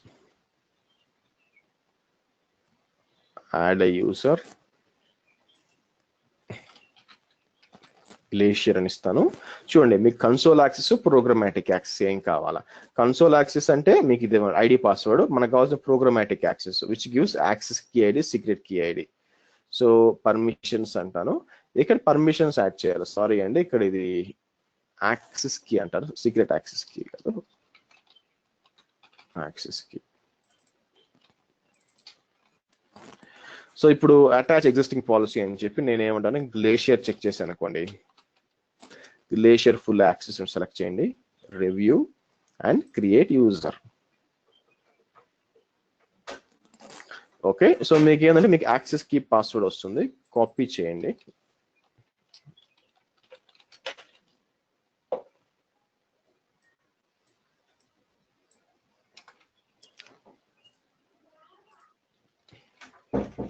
ఇది. సో ఇప్పుడు మనకు కనెక్ట్ అవుతాం. ఓకే, సో ఇక్కడికి వెళ్తాను, వెళ్ళి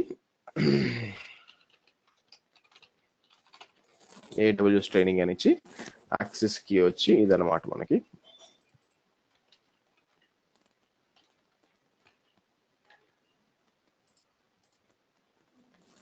ఇది వచ్చి secret key, add new account. So ఇప్పుడు ఏమవుతుందంటే ఇది అన్ని చెక్ చేస్తున్నాం, అన్ని చెక్ చేసి మీకు ఒకటి ఇవ్వాలి. సో చూద్దాం,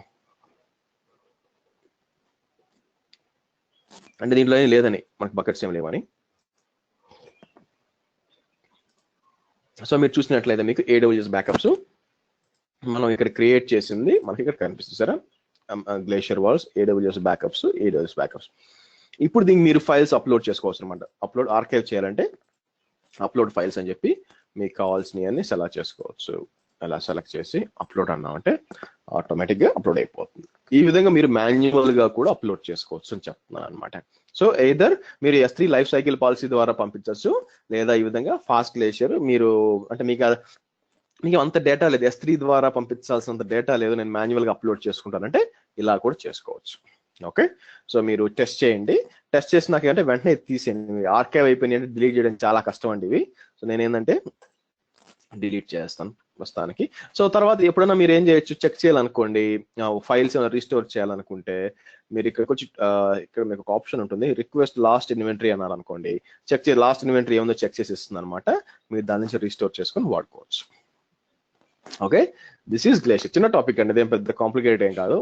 కొంతమంది వాడతారు, కొంతమంది వాడరు, డిపెండ్స్. ఎవరికైతే డేటా ఆర్కైవ్స్ ఎక్కువ ఉంటాయో, డేటా కూడా సేవ్ చేయాలనుకున్నా, ఫర్ ఎగ్జాంపుల్ సోనీ ఉంది, సోనీ ఏంటంటే చాలా పెద్ద యూజర్ అన్నమాట గ్లేషియర్, ఎందుకంటే వాళ్ళ దగ్గర చాలా డేటా ఉంది. అదేంటంటే వాళ్ళు మొత్తం గ్లేషియర్ కి మూవ్ చేశారనమాట.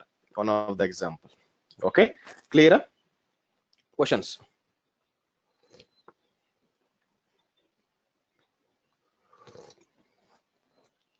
క్వశ్చన్స్ అండి. సార్ అంటే మనకి మెయిన్ గా ఓన్లీ బ్యాకప్స్ కోసం యూజ్ చేస్తాం కదా సార్ ఇది? అవును, బ్యాకప్స్ కోసమే. ఈవెన్ మీకు ఇంకేం చేయడానికి లేదు కదా. సో ఫర్ ఎగ్జాంపుల్ మీరు చూసారు అనుకోండి, Veritas net backup AWS glacier అని టైప్ చేశారు అనుకోండి, protecting data and glacier for long term retention వస్తుంది చూసారా, కింద వస్తే veritas.com. మీరు లోపలికి వెళ్ళారు అనుకోండి, సో వాళ్ళు చూపిస్తారన్నమాట ఏ విధంగా డేటాను మూవ్ చేయొచ్చు అని చెప్పి. సో మీరు కాన్ఫిగర్ చేసి పెట్టచ్చు. సో మీరు చూసారంటే configure the glacier as storage tier, అంటే మీకు వెరిటాస్ నెట్ బ్యాకప్ స్టోరేజ్ ఉంటుందండి, స్టోరేజ్ సర్వర్ అని. తర్వాత డైరెక్ట్ కాన్ఫిగర్ బ్యాకప్ పాలసీ, ఇదేమవుతుందంటే డేటా డైరెక్ట్ గా మనకి ఏమైపోతుంది, సో గ్లేషియర్కి వెళ్ళిపోతుంది అనమాట. గ్లేషియర్కి వెళ్ళిపోయిందంటే అక్కడ సేవ్ చేసుకోవచ్చు. ఈ విధంగా ఉంటుంది. ఇంతకుముందు ఉండేది కాదండి, ఇంతకుముందు ఏంటంటే S3కి వెళ్ళి S3కి మాత్రమే పోయేది అనమాట స్టార్టింగ్ లో, కొన్ని ఏళ్ల కిందట. ఇప్పుడు ఏదంటే డైరెక్ట్ గ్లేషియర్కి ఇచ్చేసారు అందువల్ల. ఓకే, సో బ్యాకప్ కి యూజ్ అవుతుంది తప్పితే ఇంక దేనికి యూజ్ లేదు. ఎందుకంటే మీరు డేటాని టకటక బయటికి తీసుకోవాలంటే S3 కరెక్ట్. దీంట్లో ఏదైతే రిట్రీవ్ చేయడానికి కొంచెం టైం పడుతుంది, కాబట్టి మీరు లైవ్ డేటా పెట్టడానికి లేదు. ఇక్కడ లైవ్ డేటా కావాలంటే S3లో పెట్టుకోవాలి మీరు. సో ఆటోమేటెడ్ ప్రాసెస్ ఏదైనా ఉందా? సో ఎవ్రీ టైం నేను బ్యాకప్ తీసుకోవాలంటే కష్టం కదా. ఎవ్రీ టైం బ్యాకప్ తీసుకోవాలంటే ఏంటండి, బ్యాకప్ తీసుకుని అదే సేవ్ చేస్తుంది. మీరు చేయాల్సింది ఏముంది, బ్యాకప్ సాఫ్ట్వేర్ చేస్తుంది కదా. బ్యాకప్ తీసి సేవ్ చేసి బ్యాకప్ సాఫ్ట్వేర్ గా మీరు మాన్యువల్ ఎందుకు చేస్తారు? కానీ దానికి ఎక్కడ మనం ఇచ్చాం, ఆటోమేటెడ్ మనం చేయలేదు కదా ఇక్కడ. ఇప్పుడు ఇది మాన్యువల్, ఇది వాడి గ్లేషియర్ మాన్యువల్. మీరు బ్యాకప్ సాఫ్ట్వేర్ వాడినప్పుడు బ్యాకప్ సాఫ్ట్వేర్ ఆటోమేటిక్గా డేటా అంతా తీసుకెళ్లి గ్లేషియర్ లో పెడుతుంది. మీ మాన్యువల్ ఏం కాదు, జస్ట్ కాన్ఫిగర్ చేయాలంతే. కాన్ఫిగర్ చేసి పెట్టేస్తారు. రోజు రాత్రి 8 గంటలు బ్యాకప్ అనుకోండి, బ్యాకప్ తీస్తే అదే తీసుకెళ్లి గ్లేషియర్ లో పెడుతుంది. మీరు చేయాల్సింది ఏం లేదుగా. Okay okay, third party tool చేస్తుందంటారు. సో ఇక్కడ AWS లో లేదు ఆప్షన్. ఏడబ్ల్యూఎస్ ఉన్నది ఒకటే నేను చెప్పాను, S3 లైఫ్ సైకిల్ పాలసీ. మీ డేటాని మీరు కావాలంటే ఆటోమేట్ చేయొచ్చు, S3కి డేటా లోడ్ చేయడం అనమాట. ఓకే, సో ఫర్ ఎగ్జాంపుల్ ఎట్లా చెప్పొచ్చు అంటే మీకు కమాండ్ లైన్ ఉంటుంది. ఫర్ ఎగ్జాంపుల్ చూడండి, నేను ఏం చేస్తాను,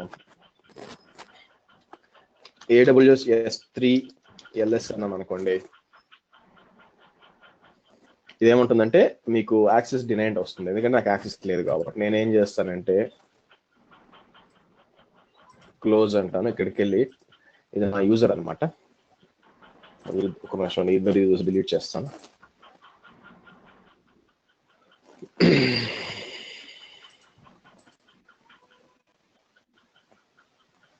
ఓకే,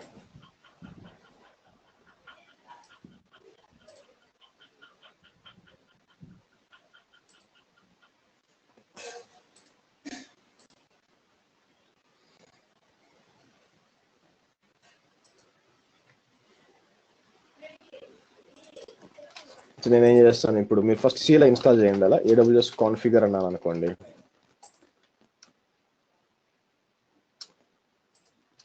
యాక్సెస్ కి, సీక్రెట్ కి, యూఎస్ సిస్టమ్ అని చేస్తాం. ఓకే, ఇప్పుడు చూడండి, నేను AWS S3 LS అన్నాను అనుకోండి. నాకు బకెట్స్ అన్ని చూపించాలి, చూసారా? నా బకెట్స్ అని కనిపిస్తాయి అనమాట. మీరు డేటాను ఆటోమేటిక్గా S3కి పంపించాలనుకోండి, మీరు ఆటోమేట్ చేయొచ్చు. దీన్ని ఏదైనా టాస్క్ పెట్టచ్చు అనమాట. AWS S3 కాపీ అని చెప్పి మీకు, for example AWS S3 copy అన్నారు అనుకోండి, copy local files to S3.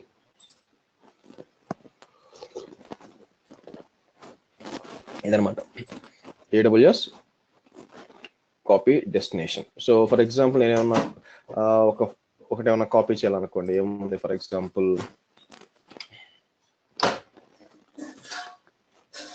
So AWS S3 copy,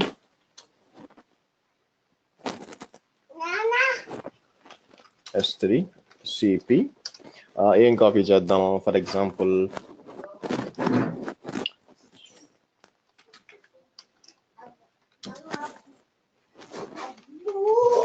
Terraform course అని చెప్పి. సో మన S3 బకెట్ ఏంటిది యాక్చువల్గా, ఇక్కడికి వచ్చి కాపీ ER అని చెప్పి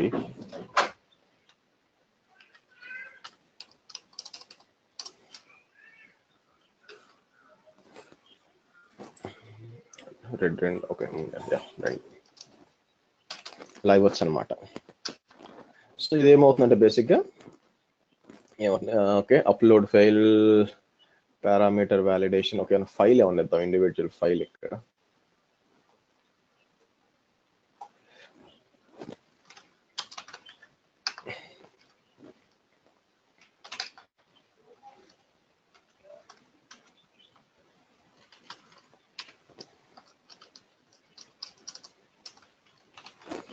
RDS steps -txt.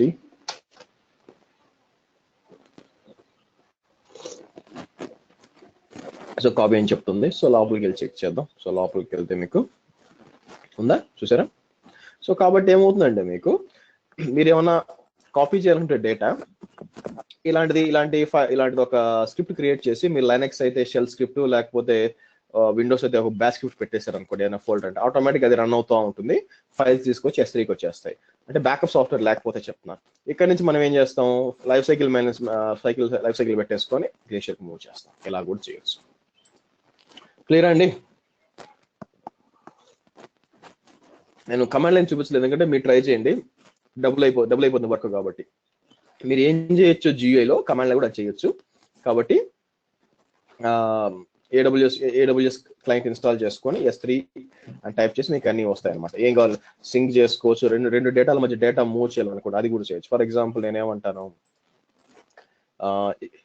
Data move చేయాలన్నమాట. So data copy between buckets search చేశాను అనుకోండి, సోర్స్ డెస్టినేషన్ కాపీ ఇవ్వాలన్నమాట. కిందకి వచ్చి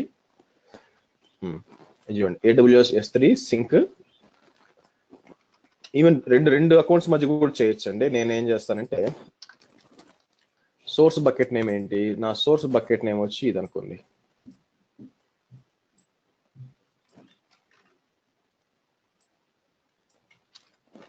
డెస్టినేషన్ బకెట్ నేమ్ వచ్చి ఇది అనుకోండి.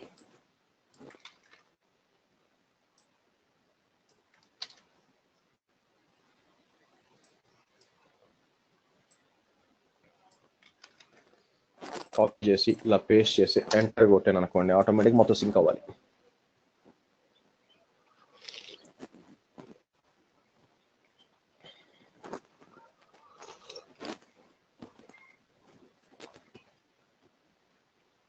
ఓకే, ఇప్పుడు TF స్టేట్కి పోతే లోపల అన్ని ఫైల్స్ ఉంటాయి, అక్కడ మించలేదు. రిఫ్రెష్ చేశారు అనుకోండి, ఓన్లీ స్టెప్ చూడండి అన్ని ఫైల్స్. ఈ విధంగా కూడా బకెట్ టు బకెట్ కాపీ చేయొచ్చు.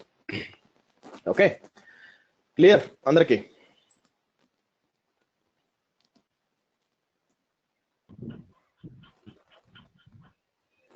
Okay right. So delete the wall, delete చేస్తాను. చూడండి ఎర్రర్ ఇస్తుంది సార్, ఎందుకంటే ఇంకా ఫైల్స్ ఉందనుకుంటుంది, అందుకే నేను వెంటనే డిలీట్ చేశాను. బట్ కాసేపు ఆగండి, కాసేపు ఆగి డిలీట్ చేసి డిలీట్ అయిపోతుంది, నో ఇష్యూస్. సో నెక్స్ట్ వచ్చి మనకి EFS అండి. EFS గురించి చెప్పి ఈరోజు ఆపుదాం, ఇది ఒక 15 minutes పడుతుంది. సో EFS డిస్కస్ చేద్దాము, డిస్కస్ చేసి స్టోరేజ్ గేట్గా రేపు డిస్కస్ చేద్దాం. సో ఇప్పుడు దాకా మనం ఏమేమి డిస్కస్ చేస్తాం, బ్లాక్ స్టోరేజ్ అన్ని చేస్తాం అనమాట. అంటే ఫర్ ఎగ్జాంపుల్ మనం దాన్ని ఏమంటారు, ఇప్పటిదాకా EBS చూసాం, which is elastic block store అనమాట, అంటే వాల్యూమ్స్. తర్వాత ఏం చేసాం, ఇన్స్టెంట్ స్టోర్ చూసాం. ఓకే, తర్వాత ఏం చేసాం, EBS S3 చూసాము, తర్వాత గ్లేషియర్ చూసాము. సో ఇవన్నీ కూడా ఒక్కొక్కటి ఒక్కొక్క పర్పస్ అండి. EBS వాల్యూమ్స్ వచ్చి సర్వర్కి అటాచ్ అవుద్ది, ఇదేంటే టెంపరీ స్టోరేజ్, ఇదేంటే ఆబ్జెక్ట్ స్టోరేజ్, ఇదేంటే బ్యాకప్స్ ఆర్కైవ్ కోసం. నెక్స్ట్ వచ్చి EFS అనమాట, అంటే ఎలాస్టిక్ ఫైల్ సిస్టమ్. యాక్చువల్ గా ఏంటిది అంటే this is nothing but NFS అంటారు, network file system. Unix share folders, Windows లో అయితే షేర్ ఫోల్డర్స్ అంటాము, లైనక్స్ లో వచ్చి మీకు నెట్వర్క్ ఫైల్ సిస్టమ్ అంటాము. సో మీరు చూస్తుంది వచ్చి network file system. Okay, so ఇది ఏం చేస్తుంది అంటే మీరు ఫైల్ సిస్టమ్ క్రియేట్ చేసి మీరు సర్వర్స్ కి ఇవ్వచ్చు. ఫర్ ఎగ్జాంపుల్ నేనేం చేస్తాను, so Amazon EFS provides file storage for use with your EC2 instances. So create a file system అంటాను. క్రియేట్ ఏ ఫైల్ సిస్టమ్ అని చెప్పి మారుతి సెలెక్ట్ చేసి మీకు ఏ అవైలబిలిటీ జోన్ లో కావాలో అది సెలెక్ట్ చేయొచ్చు అనమాట. నేనేం చేస్తానంటే 1A 1B 1C ఈ 3 సెలెక్ట్ చేశాను, కానీ సెక్యూరిటీ గ్రూప్ వచ్చి 2049 పోర్ట్ అలౌ చేయాలి.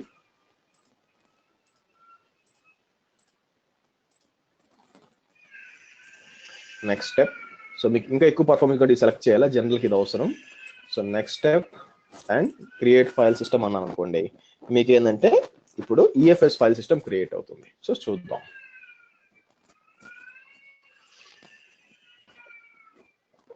ఓకే, సో ఆ ఫైల్ సిస్టమ్ వచ్చి దీంతో కనెక్ట్ అవ్వాలా.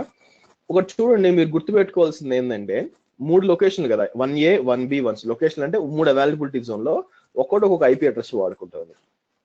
కానీ మీరు అర్థం చేసుకోవాల్సింది ఏంటంటే ఇది ఒకే స్టోరేజ్ అండి. అంటే ఏం జరుగుతుందంటే మీకు యాక్చువల్గా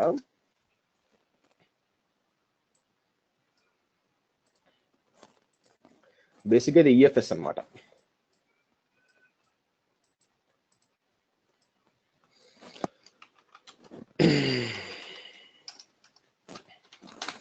AWS EFS స్టోరేజ్ అనమాట. సో మీరేం చేస్తారు, మనం 3 సర్వర్స్ వచ్చి 3 అవైలబిలిటీ జోన్స్ లో ఉన్నాయి అనుకోండి. ఇక్కడ ఈ విధంగా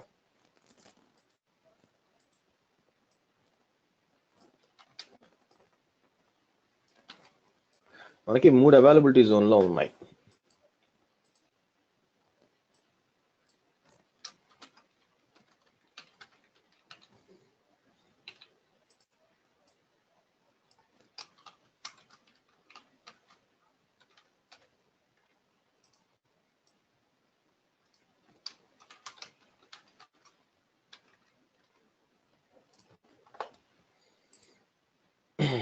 ఓకే. సో ఈ 3 ఏంటంటే వచ్చి దీనికి కనెక్ట్ అవ్వాలి, దీనికి ఈఎఫ్ఎస్ స్టోరేజ్ కనెక్ట్ అవ్వాలి. సో ఈఎఫ్ఎస్ స్టోరేజ్ కనెక్ట్ అయితే ఏమవుతుందంటే మీరు చూసినట్లయితే ఇది ఒక్కొక్క ఐపీ అడ్రస్ కనెక్ట్ అవుతుంది అనమాట. వీళ్ళు ఏం చేస్తారంటే అందరూ ఒకే ఐపీ అడ్రస్ కనెక్ట్ అయ్యారు అనుకోండి, ఒకే ఐపీ ఇచ్చి వాళ్ళు ఏ అవైలబిలిటీ జోన్ నుంచి అయినా ఒకే ఐపీ కనెక్ట్ అవుతుంది పెట్టారు అనుకోండి, ఆ ఐపీ డౌన్ అయిపోయింది అనుకోండి, ప్రాబ్లం అనమాట. అందుకని వాళ్ళు ఏం చేశారంటే ఒక్కొక్క లొకేషన్ ఒక్కొక్క అవైలబిలిటీ జోన్ కి ఒక్కొక్క ఐపీ ఇచ్చారనమాట. ఓకేనా. సో ఈ విధంగా ఐపీ ఇచ్చారనమాట. సో ఇప్పుడు ఏమవుతుంది మనకి, వీళ్ళు ముందే ఆలోచించి ఏం చేశారంటే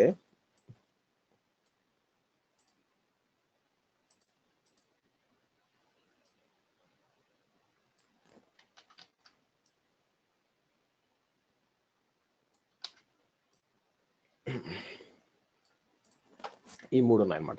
సో వీళ్ళు ఏం చేస్తారు, ఇదొక ఐపీ.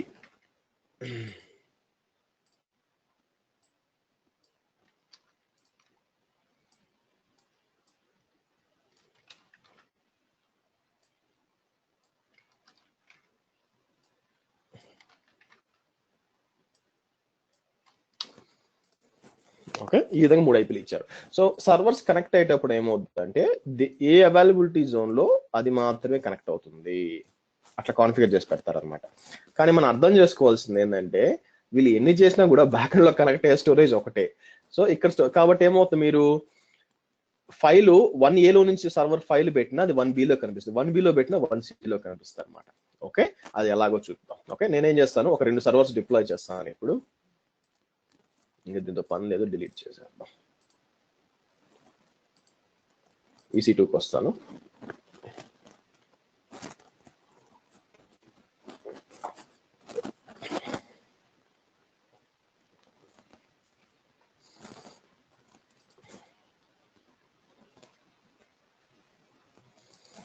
లాంచ్ ఇన్స్టెన్స్ అంటాను, T2 నానో. సో మారుతి కదా, మారుతిలో అంటే ఇంకొక VPS యాక్సెస్ చేయడం కుదరదు బై ది వే, ఒకటే. So right. సో 1A లో ఇచ్చా కదా, add storage, add tax,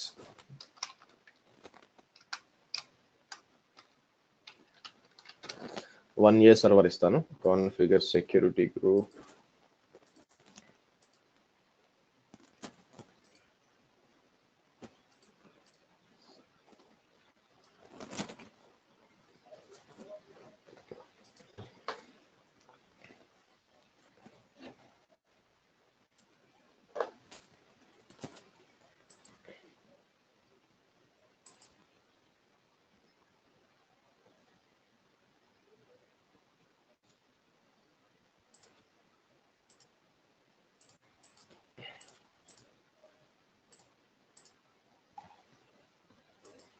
add storage, add tax.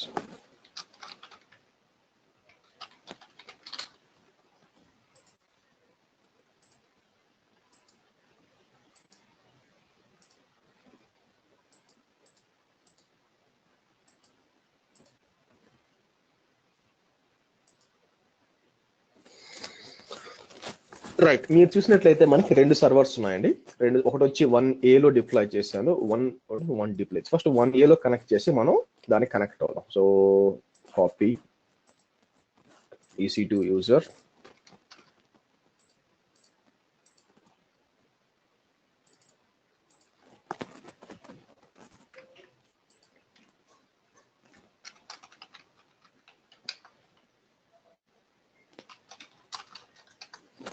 Okay. ఇప్పుడు ఏం చేస్తాను, నేను ఒక ఫోల్డర్ ఒకటి క్రియేట్ చేస్తాను. ఓకే, ఫోల్డర్ ఏమని క్రియేట్ చేస్తాను, MKDIR అని చెప్పి US-East-1A అని క్రియేట్ చేస్తాను. ఓకే, ఇంకోటి కూడా క్రియేట్ చేస్తాను, 1B అని క్రియేట్ చేస్తాను. ఓకే, మళ్ళీ చెప్తాను. సో ఇప్పుడు మౌంట్ చేయాలి నేను. మీరు మౌంట్ చేయాలండి, ఇక్కడికి వెళ్ళిన తర్వాత వీళ్ళు ఇస్తా చూడండి, అమెజాన్ EC2 మౌంట్ ఇన్స్ట్రక్షన్, అది క్లిక్ చేశారనుకోండి, వాళ్ళు సిరీస్ ఆఫ్ స్టెప్స్ ఇస్తారు అనమాట. మీరు MFS ఇవన్నీ ఇన్స్టాల్ చేయాలని. మనం ఆల్రెడీ ఇది ఇన్స్టాల్ చేస్తున్నాం కాబట్టి, అంటే ఆల్రెడీ అమెజాన్ లైనక్స్ కొన్నిసార్లు ఆల్రెడీ ఇన్స్టాల్ అవుతుంది. ఎనీవే మనం ఇన్స్టాల్ చేద్దాం. ఓకే, ఇది సారీ, అమెజాన్ లైనక్స్ ఇది ఇన్స్టాల్ చేయాలి. కొన్నిసార్లు డిఫాల్ట్ ఇన్స్టాల్ అయి ఉంటుంది, ఒకవేళ వీళ్ళు మార్చుంటే రీసెంట్గా. ఓకే, ఇలా కాలేదు, ఇన్స్టాల్ చేసాం. ఇప్పుడు కిందకు వచ్చి మనం చేయాల్సింది ఏంటంటే ఒక ఫోల్డర్ క్రియేట్ చేయాలి. చూడండి, MKDIREFS మనం ఆల్రెడీ చేసాం. సో మౌంట్ చేయాలన్నమాట. మౌంట్ చేయాల్సింది వచ్చి ఇది సూడో, ఈ పైన వాడద్దండి, ఇది వాడండి. సూడో మౌంట్, లేదా మౌంట్ ఈ విధంగా తీసుకొచ్చి పేస్ట్ చేసి US-East-1A అంటాను అని ఎంటర్ కొట్టండి. మీకు మౌంట్ అయిపోతుంది. ఓకే, మౌంట్ అయిపోయిందా? నేను ఇప్పుడు DF-H అని టైప్ చేశాను అనుకోండి, చూసారా మౌంట్ అయింది.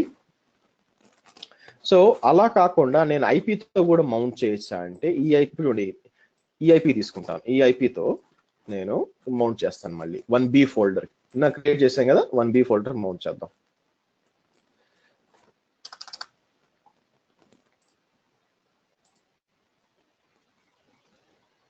కాపీ చేస్తాను. ఫస్ట్ కాపీ చేసి ఇక్కడ పేస్ట్ చేసి 1B ఐపీ అడ్రస్ తీసుకుంటాను. ఇది తీసుకొని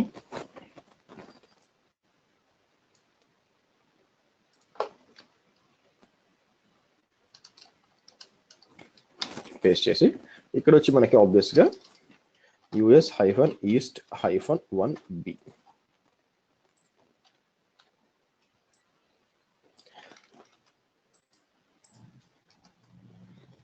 ఓకే, సో మీరు ఇప్పుడు చూడండి DF-H అంటే సేమ్ ఫోల్డరే రెండిట్లో మౌంట్ అయ్యించండి. నేను ఏలో ఉండి 2B కూడా మౌంట్ చేశాను. అంటే నేను ఏం చెప్తున్నానంటే మీరు పేరు వాడి మౌంట్ చేయొచ్చు, ఈవెన్ ఐపీ వాడి కూడా మౌంట్ చేయొచ్చు, రెండింటికి పని చేస్తాను చెప్పడానికి. సో ఇప్పుడు ఏం చేస్తాను, నేను ఫైల్స్ ఒకటి క్రియేట్ చేస్తాను. చూడండి, నేనేమంటాను, CD US-East-1A లోపలికి వెళ్తాను. 1A లోపలికి వెళ్ళి నానో టెస్ట్ ఫైల్ 1 అని చెప్పి హలో, లేకపోతే స్పెషల్గా Spanish Hola this is test file అని పెడదాం ఇక్కడ ఏదో ఒకటి.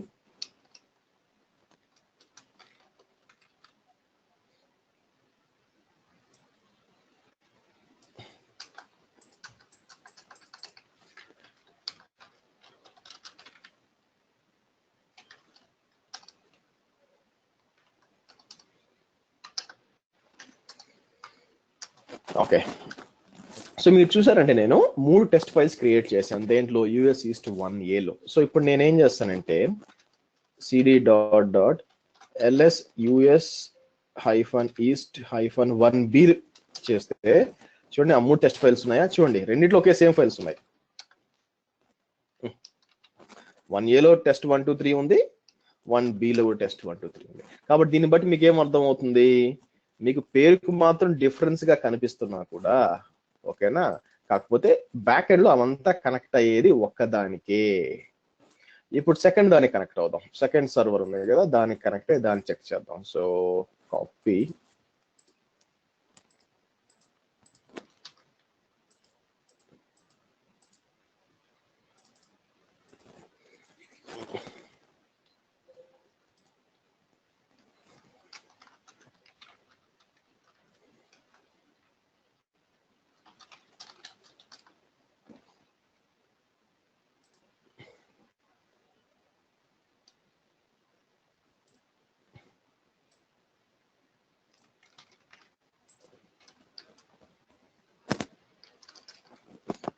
ఓకే.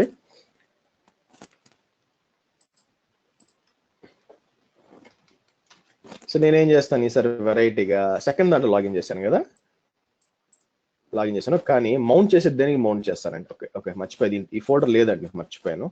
సో MKDIR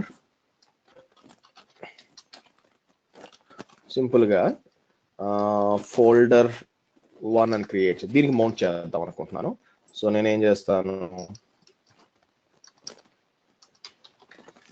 అయితే ఐపీ దగ్గరికి వచ్చేసరికి నేను చిన్న పని చేస్తాను. ఇది నేను 2లో ఉన్నాను కదా, 3 ఐపీ ఇస్తాను చూడండి. అంటే ఏంది, 1Cలో ఐపీ 3.39 ఇస్తాను. ఏమవుతుందో చూద్దాం. 3.39 ఇచ్చాను, ఎంటర్ కొట్టాను, చూసారా మౌంట్ అయిపోయింది.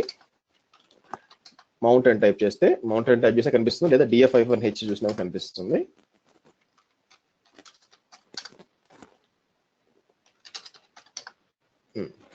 సో ఇప్పుడు నేను ls అని చెప్పి ఫోల్డర్ 1 లో చూస్తే ఆ 3 ఫైల్స్ కనిపిస్తాను నాకు.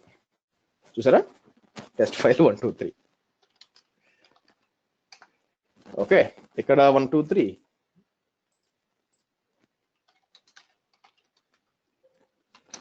ఈ ఫోల్డర్ లో 1 2 3. మీరు ఎక్కడ యాక్సెస్ చేసినా కూడా 1 2 3. సో అన్ని కూడా ఎండ్ అయ్యేది మాత్రం ఒక దగ్గరే. మీరు అమాంతాకి ఈ పేరు వాడుకోవడం ఎందుకు? మీరు అమాంతాకి ఈ పేరు వాడుకోవడం ఎందుకండి ఇంత పెద్దది? అదేదో నార్మల్గా ఐపీ అడ్రస్ వాడితే కరెక్టే కదా, కరెక్టే మీరు చెప్పింది. కానీ ప్రాబ్లం ఏమవుద్దంటే ఆ ఐపీ ఫెయిల్ అయితే ప్రాబ్లం కదా. కాబట్టి మీరు పేరు వాడినప్పుడు ఏమవుద్దంటే ఒకవేళ 1A ఎన్వైరన్మెంట్ డౌన్ అయిపోయింది అనుకోండి, పేరే కదా ముఖ్యం, 1Bగో 1Cగో కనెక్ట్ అయిపోతుంది ఆటోమేటిక్ గా. అది మేలు కదా దానికంటే. ప్లస్ ఏంటంటే ఒక నార్మల్ పర్సన్కి ఐపీఎల్ అన్ని తలకాయ నొప్పి కదా, దాని బదులు ఐపీ నేమ్ వాడుకుంటే అది ఆటోమేటిక్గా ఏది లోకల్ దానికి కనెక్ట్ అయిపోతుంది పోయి. అందుకని పేరు వాడాలి రెదర్ దాన్ ఐపీ. సో ఇదన్నమాట మనకి దాని పేరు ఏంటి, ఈ విధంగా మనం యూజ్ చేసుకోవచ్చు యాక్చువల్గా elastic file system. Okay, questions? ఇది కొత్తగా వచ్చిందండి, efficient securely sync files to Amazon. So EFS file sync provide simple way you can securely sync data from on premises to here అనమాట. అంటే ఏంటంటే ఇంతకు ముందు ఉండేది కాదు, మీ ఆన్ ప్రెమిసెస్ నుంచి యూజ్ చేసుకుని సింక్ చేసుకోవచ్చు. దానికి ఏంటంటే ఒక ESXi డౌన్లోడ్ అంటే ఒక VM డౌన్లోడ్ చేసుకొని దాన్ని పెట్టుకొని, ఇది మీకు ఇప్పుడు అర్థం అవుతుందంటే రేపు అర్థం అవుతుందండి, ఎందుకంటే మీకు స్టోరేజ్ గేట్వే చెప్తాను కదా, అందుకని రేపు స్టోరేజ్ గేట్వే చెప్తాను, అప్పుడు ఒక ఐడియా వస్తుంది ఇది ఎలా చేస్తారు అని చెప్పి. Okay, any questions?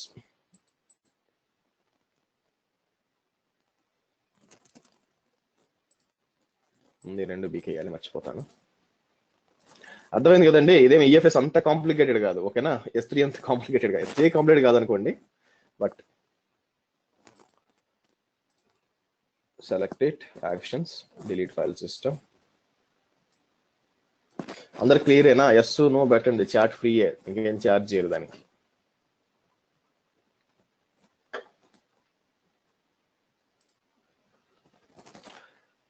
Okay, right.